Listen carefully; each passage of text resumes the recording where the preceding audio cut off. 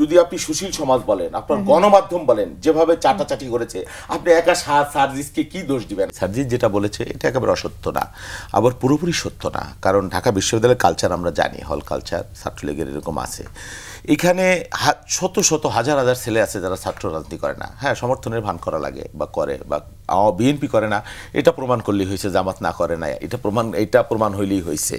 ঢাকা বিশ্ববিদ্যালয়ের হাজার হাজার ছেলে আছে যারা ক্যাম্পাসে হলে না থেকেও বা হলে থেকে যারা অত্যন্ত মানে শেকড় থেকে এসেছে, তারা টিউশনি করে, আমার দেখা টিউশনি করে জীবন নির্বাহ করেছে, হলে না থেকেও যে পরিবারকেও টাকা পাঠিয়েছে। এরকম উদাহরণ কিন্তু হাজার হাজার আছে ছাত্রের, আমি জানি। তো সব ছাত্রকেই যে একেবারে ছাত্রলীগ করতে হয়েছে এই কথা সর্বাংশে সত্য না। আমি জানি এভরিথিং তাদের ফার্স্ট ইয়ার সেকেন্ড ইয়ার করতে হয়েছে, জানি, গণরুমের কালচার জানি, সব আমি জানি। সবাইকে একেবারে ছাত্রলীগ করতেই হবে প্রত্যক্ষভাবে। আপনি যাইতেও যাওয়া লাগছে, ক্লাস ল্যাব বাদ দিয়ে যেতে হয়েছে আমাদের। মানে আপনাদের সময় হয়তো বা কালচারটা একটু রেসপেক্টফুল ছিল, এখন এতটা ছিল না। ছাত্রলীগের মিছিলে কয় হাজার লোক হইতো আপনি বলেন? ঢাকা বিশ্ববিদ্যালয়ে কয় হাজার লোক হতো?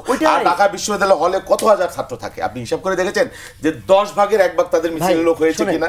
মানে ব্যাপারটা ছিল ফার্স্ট ইয়ার সেকেন্ড ইয়ার, এখানে কিন্তু হলে থাকতো মাস্টার্স এর পর 4-5 বছর হলে থাকতো। ঢাকা বিশ্ববিদ্যালয় আমি জানি, আপনি ঢাকা বিশ্ববিদ্যালয়ের ফার্স্ট ইয়ার সেকেন্ড ইয়ার যদি হিসাব করেন, যত হাজার ছাত্র ফার্স্ট ইয়ার এবং সেকেন্ড ইয়ার ছাত্রলীগের মিছিলে তার 3 ভাগের 1 ভাগ লোক করে। ভাই আমরাও তো ফাঁকি দিয়েছি, আমরাও এক্সকিউজ দিয়েছি, সেটা আমি বলছি না।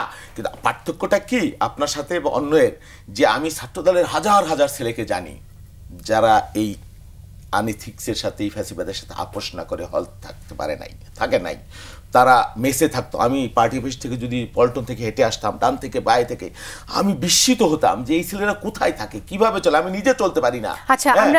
এই যে বিষয় এইখানে আমি বলবো যে থাকতে দেওয়া হয়নি, হয়তো আমি এইখানে বলবো যে ছাত্রদলের একটা ছেলে পরিচয় গোপন করে বা ছাত্রলীগ সেজে হলে থাকবার জন্য বা একাডেমিক ক্যারিয়ার অনেকের ডিস্ট্রয় হয়ে গেছে, এই জায়গাটায় ইথিক্যাল যারা থেকেছে সেই জায়গাটাই আমার সাথে পার্থক্য। শুধু সার্জিস কেন,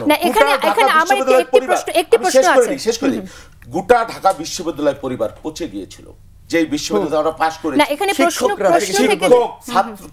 কি না এই বিশ্ববিদ্যালয়কে আমরা চিনতাম, আমরা জানি কিন্তু ঢাকা বিশ্ববিদ্যালয় হবে কেন? আপনার এখানে যদি আপনি সুশীল সমাজ বলেন, আপনার গণমাধ্যম বলেন, যেভাবে চাটাচাটি করেছে, আপনি একা সার্জিসকে কি দোষ দিবেন? আপনি বলেন আমরা বুকে হাত দিয়ে বলতে পারি যে আমরা গুলির মুখে, আমরা হামলার মুখে, 128টা মামলার মুখে আমরা নথি স্বীকার করি। এখানে এখন যেভাবে কথা বলছি 5 তারিখের আগেও সেইভাবে। আচ্ছা ঠিক আছে, আমরা এই প্রশ্নটার সামনে রয়েই যাবে যে নীতি এবং কৌশলের প্রশ্নে আমরা কোনটাকে গুরুত্ব দেব। হ্যাঁ, আপনি এবার আমার প্রশ্নের উত্তর দেন। আপনি কি প্রশ্ন? আমি ভুলে গেলাম। আপনাকে শোকজ নোটিশ দেওয়া হয়েছিল এবং তারপর আপনি আবার সেটা আভ্যন্তরীণ কোন্দলের কারণেই দেওয়া হয়েছিল, আমাকে স্থগিতাদেশ দেওয়া হয়েছিল 2 মাসের, 2.5 মাস পরে সেটা উদ্যোগ করা হয়েছে। আভ্যন্তরীণ একটা দ্বন্দ্বে আমার নির্বাচনী এলাকায় একটা সংঘাত হয়েছিল, তার প্রেক্ষিতে।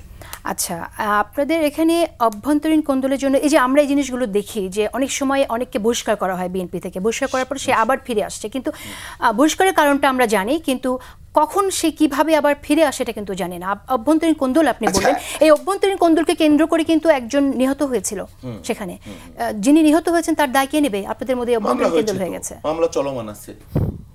শুনেন, এই যে আপনি যে বিষয়গুলো বললেন, রাজনীতিবিদদের যে না সরলীকরণ করছি না, জন্যই আমি একটা স্পেসিফিক উদাহরণ নিয়ে বলছি যে আপনাদের যে দায়, আমরা তো সম্প্রীতির কথা বলছি, রাইট, রাজনীতির সংস্কৃতি পরিবর্তন কথা বলছি, কিন্তু রাজনৈতিক নেতারা, জাতীয় নেতারাই যদি তাদের মধ্যে অভ্যন্তরীণ কোন্দলের জন্য একজন কর্মী মারা যায়, সেটা আপনি কি জবাব দেবেন? আমি বলি, এটা নির্বাচনী এলাকায় 2 পক্ষের মধ্যে সংঘর্ষ হয়েছে, সেখানে আমি নিজে উপস্থিত ছিলাম না, যেখানে খুন হয়েছে, বা আমার যিনি আমরা প্রতিদ্বন্দ্বী নিজ দলের মধ্যে তিনিও ছিলেন না। এখানে নানান শ্রেণী পেশার মানুষ নানানভাবে ইনভলভ হয়েছে। হ্যাঁ, নিশ্চয়ই এখানে আমাদের অসতর্কতা ছিল বা আমাদের ভুলও থাকতে পারে, সেই জন্য পার্টি আমাদের পানিশমেন্ট দিয়েছে এবং তদন্ত করেছে, দেখেছে যে আমরা ব্যক্তিগতভাবে এই ঘটনার জন্য দায়ী না। হ্যাঁ, আমার মতো মানুষ, এত ডেডিকেশন, এত কিছু, তারপর আমার প্রশ্নটা এই জায়গা, আপনি যেটা বলছেন যে সব কিছু আগের মতো চলছে, সেটা আমি মনে করছি না।